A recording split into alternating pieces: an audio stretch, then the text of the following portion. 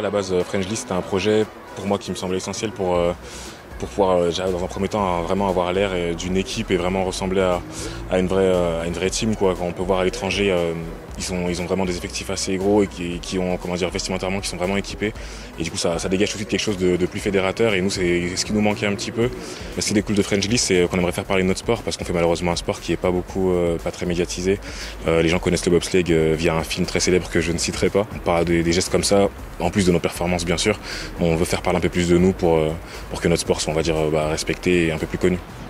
Pour nous, c'est quelque chose de très important d'avoir quelqu'un, un équipementier, des personnes derrière qui croient en notre projet, autant chez les filles que les garçons, dans le bob, la luge et le skeleton. Donc on est vraiment très heureux d'avoir ce soutien. Les partenaires qui me suivent dans ce projet, du coup, c'est Vestiaire Officiel. Ils sont arrivés, ils sont présentés assez vite comme quelque chose d'évident et d'efficace. Et du coup, voilà, donc je les remercie. Ils font du coup du textile du coup pour tous les clubs, à la base des clubs que ce soit de foot, de baseball, pour pouvoir ouvrir des boutiques en ligne et leur donner la possibilité justement d'avoir des vêtements et de gérer du coup leur stock. Donc voilà, nous c'est avec eux qu'on bosse et on est heureux de bosser avec eux.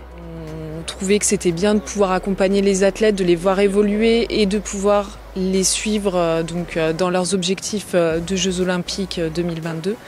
Donc voilà, nous c'est vraiment un projet qui nous tenait à cœur et où on a décidé d'accompagner avec nos compétences qui sont le marquage textile, la personnalisation textile. Là on a une dotation pour l'été avec des t-shirts, des pièces légères, et pour l'hiver ils auront des doudounes, des sweats plus épais, des gants, plein de produits plus adaptés à la saison. Actuellement à court terme, donc pour les Jeux de 2022, ce serait un top 10, mais à long terme en 2026, ça serait une voire deux médailles olympiques.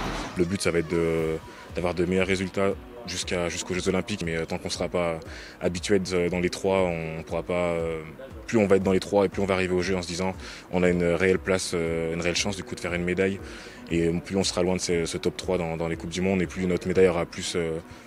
Comment dire, ça sera plus sur pas du hasard que ça va se construire, mais ça sera vraiment quelque chose de sûr. Nous maintenant on veut s'installer clairement dans le top 3 mondial. Donc voilà, il nous reste 2 ans, on est sur l'année pré-olympique et c'est maintenant qu'on commence réellement à placer nos pions et à montrer qu'on est là.